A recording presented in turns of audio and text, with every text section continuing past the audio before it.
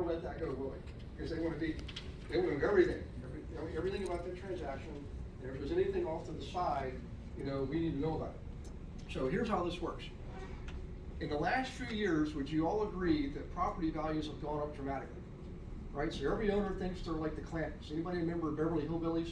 Like they think their property's worth way up here, and the appraiser, thinks it's somewhere in here, and the buyer thinks it's down here.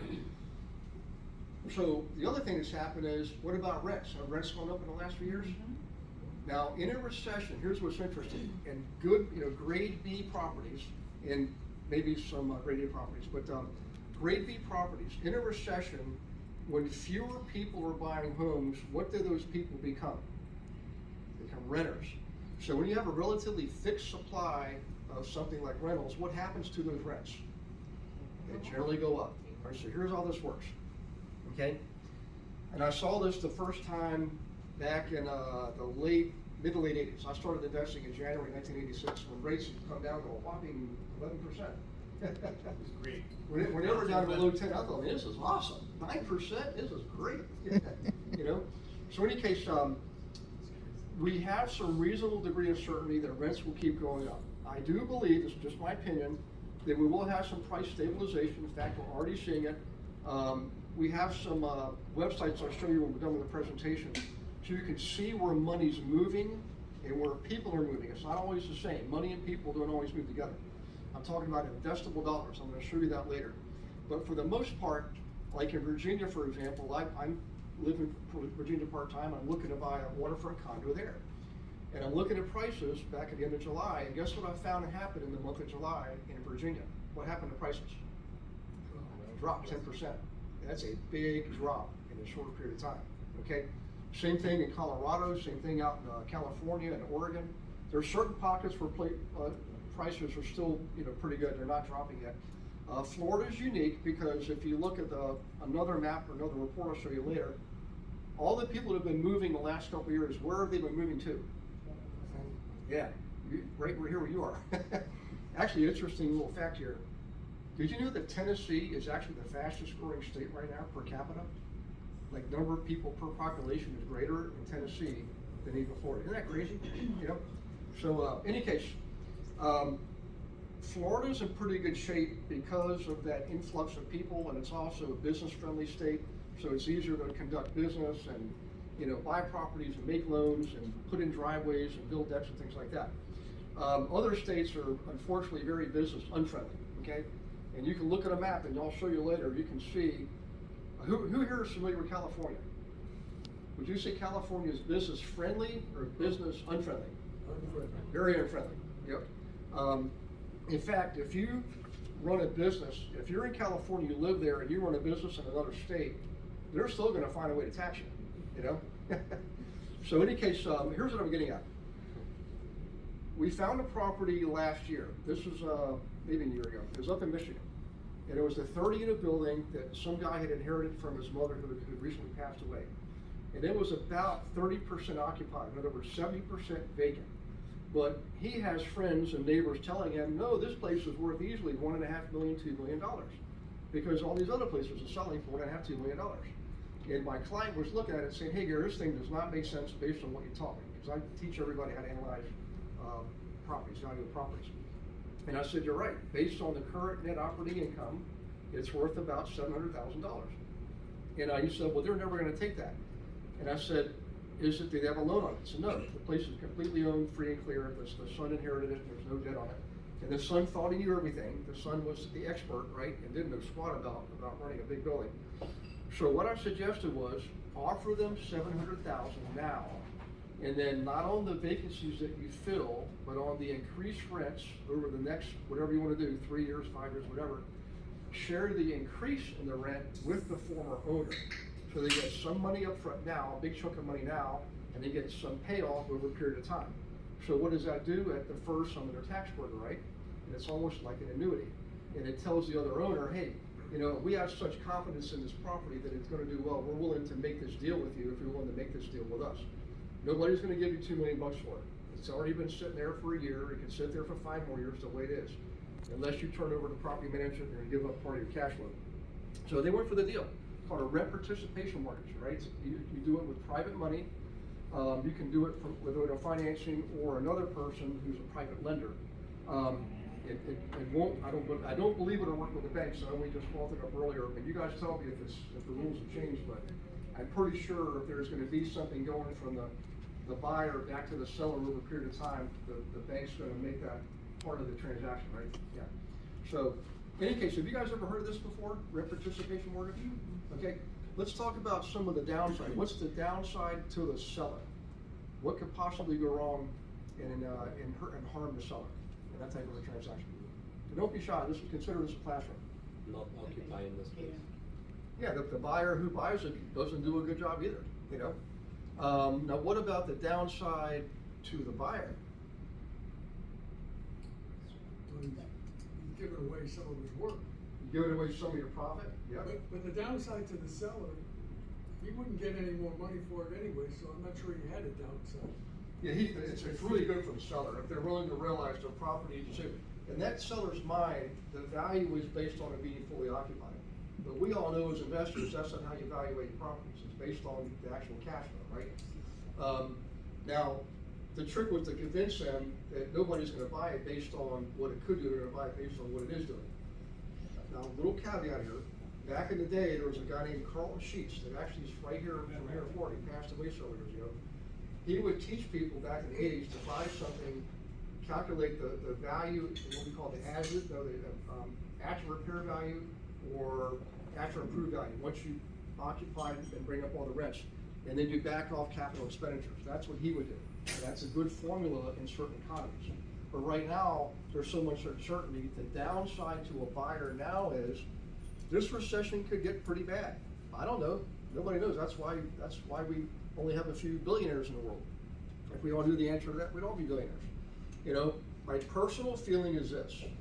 There is a higher probability of a deep recession today than there has been in a long time. The last recession was brought on by other factors. It was real estate oriented, right? You had Wall Street buying all these blocks of mortgages they thought were A+ paper and they really weren't. Okay, and you got mortgage brokers that were unfortunately, you know, literally patchworking pieces of paper together to put in loan applications. All kinds of bad stuff was happening. The reality is, though, it created a bubble in real estate. Remember the early mid-2000s, man, you were lining up offers left and right? Just like it was the last couple of years. Lots of similarities there, but what did we not have in late 2007 that we have now? Because of a big I. Inflation. Yeah, inflation. So, let me just talk about inflation real quick. I used to be a banker, and the government uses what we used to call the bread basket. It's basically consumer price index. They take a basket of goods that you and I buy as consumers and take the average prices and figure out how much of those prices going up over time. They're taking an average. So it's including gasoline, it's including food, it's including housing at the top, and at the bottom it's including, you know, shaving cream, right? But how often do we buy shaving cream? Once every 3 months? How much does shaving cream cost? $3? Shaving cream only maybe have gone up 3%, and inflation rate of 3%. But what's the most expensive things that you and I as consumers buy and pay for every single month? Every day, every week, every month? Housing, medicine, higher education, food, yep, and transportation. Of those 5, can you think of 3 of them that have gone up a lot in the last year? Have they gone up 3%? Have they gone up 9.1%, which was the last quote? No, it's gone up 50, 60, 70%. This is some serious stuff we're talking about, guys. So what I'm getting at is we don't know what the impact's gonna be at that combination of factors. Back in the late 70s and early 80s, we had, remember, stagflation. Yeah, it was like stagnant, but you had inflation, and what are we gonna do with all these people that need jobs and they can't afford 18% of their mortgages, things like that. So eventually, the administration changed, and Ronald Reagan came in and basically convinced enough other people from both parties to let his package go through, and they hated him for it, you know, because it wasn't working at first. That took, hey Kai, how are you? You made it. Who remembers how many years it took that package to take effect? 3 years. At least. It really didn't bear fruit till we stepped into the second year.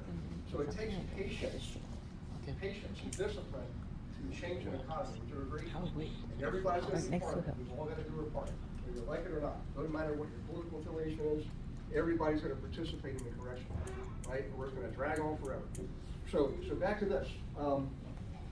That's one big risk for the buyer, is that this property could lose value in the next 5 years, and maybe rents won't go up as much as we think they will.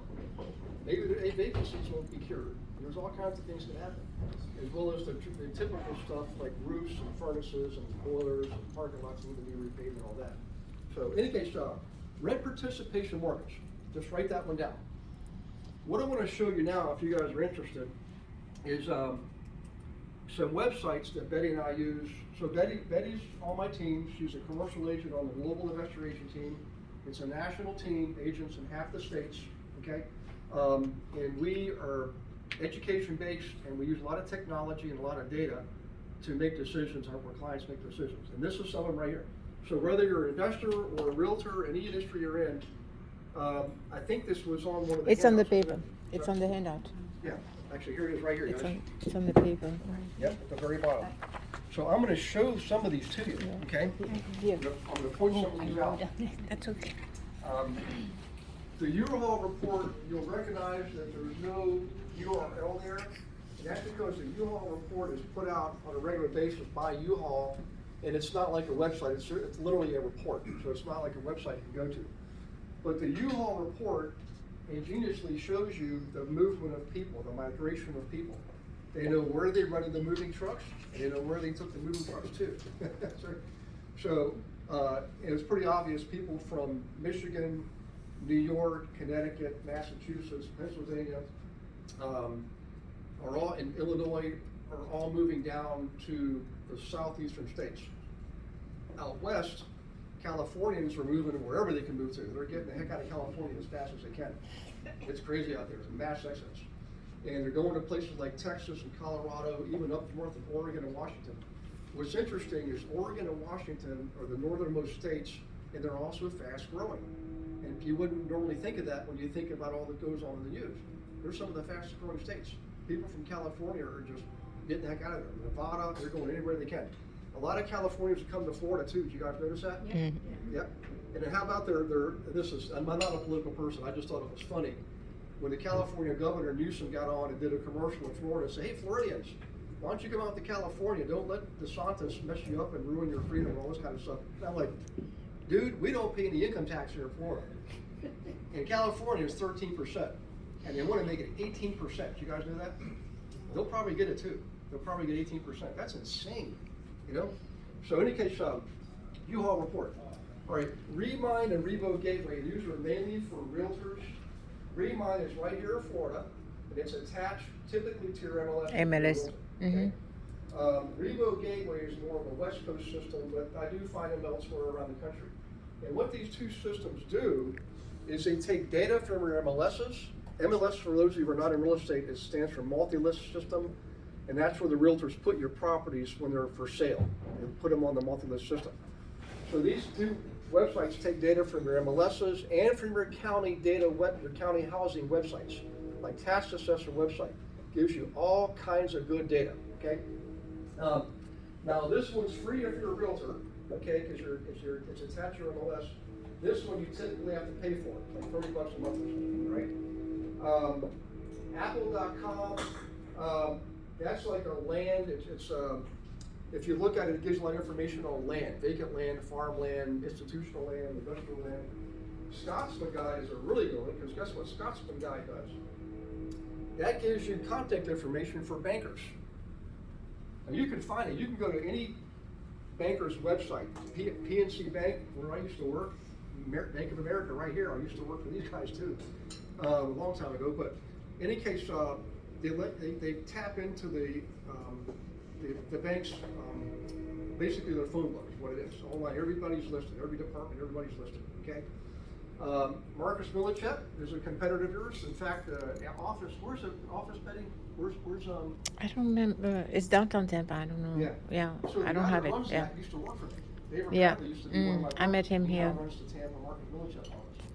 They're the big 800-pound gorilla when it comes to big multifamily properties. That's what they're known for. That's their superpower. they deal with all kinds of commercial properties, but their superpower is big multifamily, okay? And they got a lot of good reporting on that site, guys, a lot of good reporting, okay? Go in there and click on the research tab. Go ahead and write that down. So Marcus Millichap, click on the research tab, and you can plug in any area, any business sector, it'll give you all kinds of details.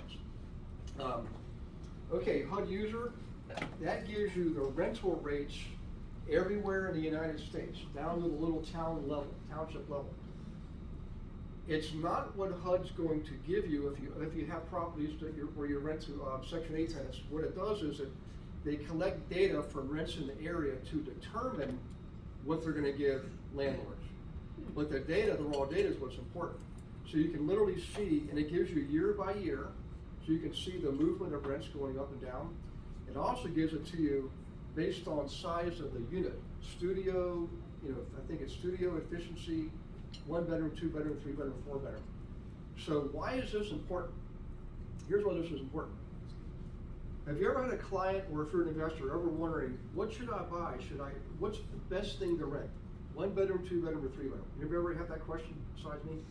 Yep, I'm always wondering, what's the most rent per number of bedrooms? Well, what you do in that chart, it shows you right across in a row, efficiency up to 4 bedroom.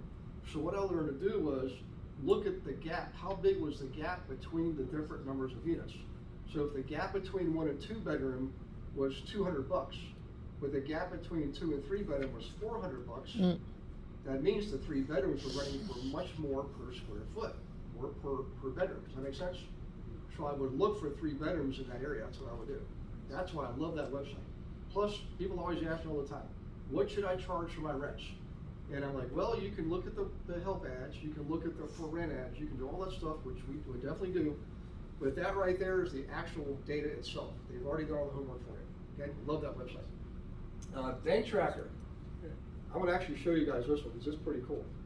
Bank Tracker was created by American University grad students and MSNBC back around 2001, because the business department, they did a study on the housing industry, and they recognized, I think we've got a problem coming up. We've got people that are underwater, they're getting loans. Who remembers the loans that were like 100% financing? How about 125%? Anybody remember those? 125% equity loan. Is that crazy? We laugh about it now, but back then it was like, okay, sure, let's try that. What genius came up with that idea? I'm sure he's fired, but in any case, Bank Tracker, they realized that we were going to have a problem. They predicted it well before Wall Street caught onto it, well before the news caught onto it. And what it shows you is for each bank you plug in, what's called the troubled asset ratio. So remember, a loan to you and I, a loan is a liability, right? We gotta pay it back. A loan to a bank is on the other side of the balance sheet. It's actually an asset. A loan is an asset to a bank, okay? So they call it a troubled asset ratio. And the higher that number, the more trouble that bank's in, right? So just remember this. When the last recession hit, I had already started the process of me literally walking, pounding the pavement, going to small local banks and asking them if I could buy one of their properties myself. In some cases, asked if I could sell it for them for another client. And guess what the answer was for about the first 6 months? No. They didn't know who I was, and guess what? Guess how I dressed when I walked in there? Well, first off, I did a lot of work in my own apartments. So I was walking wearing jeans and tennis shoes and a sweatshirt. And I would tell them, I've got cash, and they didn't want to deal with me. So I was in a meeting one day, and there was a bank around the corner. I walked in, not wearing a suit, but just, business casual, slacks, collar shirt, and like a blazer or something like that. And lo and behold, they sat me down and talked to me, So what you wear is important. So for gentlemen, I suggest, like what you're wearing right there, button-up collar shirt. You don't need a tie and nothing like that. For women, you have a lot more to choose from. I'd say whatever makes you feel businessy, whatever makes you feel like a business person, wear that, okay? And I would literally go in and say, this is what I learned to do. Some bank branches have a reception desk, you know what I mean? That they try to stop you and see where you gotta go. Just blow right past it. In most cases, they don't have a reception desk. Seriously.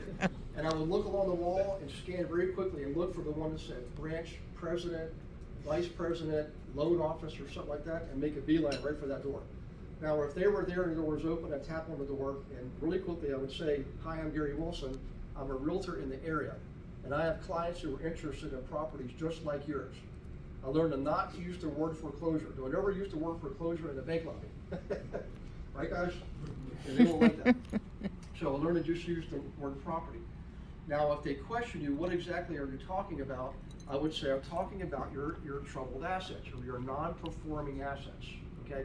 Non-performing assets in accounting terms means, who's the accountant, right? Means it's an asset that's not bringing in, the loan's not being paid on, right? And they call it REO. People hear REO all the time. It stands for real estate owned. That's actually the accounting term in the bank's books, okay? So just think of, when you think of accounting, you gotta switch your brain over, because to what you and I think of in terms of asset liability and debits and credits, right? It's different. It's like the opposite in banking, okay? So in any case, I would use that terminology, and sometimes they would say, "I don't know what you're talking about. I don't have anything like that." And I would say, "Well, who's your asset manager? Who handles your non-performing assets, your troubled loans, like that?" And a lot of times in a small bank, it's actually the attorney who's on the board for the bank, right?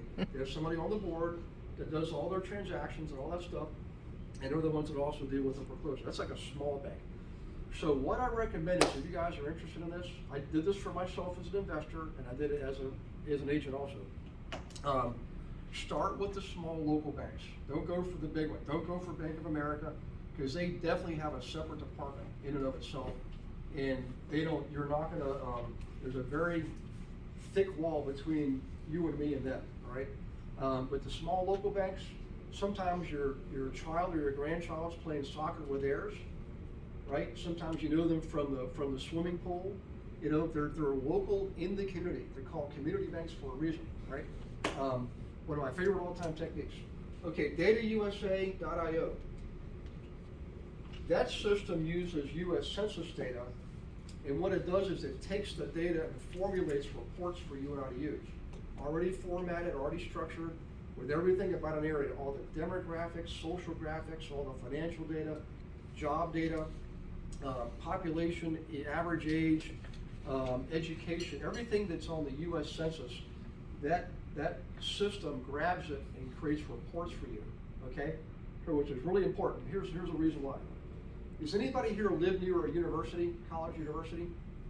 Okay, is there a lot of student housing around there? I mean, not from the college, but private housing that's used for student housing, okay? Does anybody like being woken up at 2 in the morning from the frat parties and the sorority parties? I mean, I still do. I don't know what you guys do. So if you knew that about the area and you were moving there with your family from, Iowa or something, wouldn't that be good information to know ahead of time? Like, you can research the area and see, well, I want to be more rural, or I want to be more downtown, I want to be in a condo, I don't want to be near the bars, I don't want to be near the colleges, I want to be in a neighborhood. All those things you can determine. For investors, it's absolutely critical, because you can see the changes in neighborhoods, right? I've seen some amazing changes over the years. I was calling them the three wise men, but the accountants and the attorneys were back in the room before this started, and we were talking about New York, right? New York. And who's heard of Harlem before? It's always in the movies, it's in TV shows. Did you guys know that Harlem, starting a few years ago, is one of the best little investing areas right now? Yeah, people have put money into it. It's time, man. Same thing happened to the Bronx. When I was a kid, the Bronx was like on the news every night, and it wasn't for good stuff either. Now it's beautiful, man. It's awesome, So look at the cities and look at the demographics, and you'll know exactly where to buy. One more quick tip on that, by the way. This is important. The government typically gives grants to neighborhoods for redevelopment, or it's called gentrification, right? And you can find this stuff out online. I learned this from a football player. Who remembers a guy named Franco Harris? Pittsburgh Steelers, one of the best running backs ever. He's also a very smart businessman. The guy's brilliant. So I met him at a Steelers game. He was coming out of the bathroom, and guys, you can't believe how big this dude is. I mean, he's like tall, broad shoulders, and I look at me, I'm like, average, right? But he was walking like this. His knees were so banged up. But I ran right up and introduced myself, and because I was invited to it was called the club level, and told him I understood he had just bought an old hotel, and I'm an investor too, and I wanted to know, why did you buy that old hotel? I mean, windows are busted out, the thing was a wreck. And he said, because I found out that the government just gave a $10 million grant to that neighborhood. He bought the property, yep, and flipped it a few years later, made a lot of money. So in any case, look to see where the government's making grants, okay? Now, how money walks is probably the most interesting. This website is based on IRS tax filings. Now, they're not giving you people's private information, that would be against the law. But what they are doing, when tax returns are filed, the government creates reports based on all the data. The IRS creates reports, right? They know a lot of stuff about us. And this company, or this website, takes that data and gives you a map view to show you the movement of money, not necessarily the movement of people, but the movement of money across counties and across states, okay? And I'm gonna show it to you in a minute. Now, how can this be important to us? Why is it important that we not only understand the migration of people, but we also understand the migration of money, the investable dollars? That's what we're talking about. So just raise your hand or shout out what you think is a good answer. There's lots of reasons. If we know where money is spent. Well, it's like, in Hillsborough County, you might have, higher development costs. So they're going to Pasco County. Is that what you're talking about? That's part of it. That's part of the reason why money's moving, yeah. But here's another good example. Let's talk about, we mentioned earlier that a lot of people from the north are moving to the south. So if I'm an investor in, let's say, what's your first name? Heidi. Nice to meet you, Heidi. Are you a handshaker? Okay, I'll give you a hug later on. So let's say Heidi does not want to leave New York. She loves New York, she's gonna stay there, and then it's in her blood. But she knows all these people are moving down to Florida. So if all these people are moving to Florida, what's happening to Florida real estate prices? They're going up. Increase. So are the rest. And she has money to invest. Do you think she's gonna want to invest in New York? She's gonna invest down here. So what's your first name again? Debbie. Deborah. So Deborah's a realtor right here in Tampa. She knows this. She's gonna use that website to see at the county level. In New York City, by the way, remember this, there's actually 5 counties. They're called boroughs, but they're also really counties. She knows that in Manhattan has the highest outflow of money, and it's coming to right here in Tampa. So Deborah's gonna do some marketing. She's gonna do some marketing up in Manhattan, say like on Facebook, and she's gonna on Facebook only market the people who are living in Manhattan.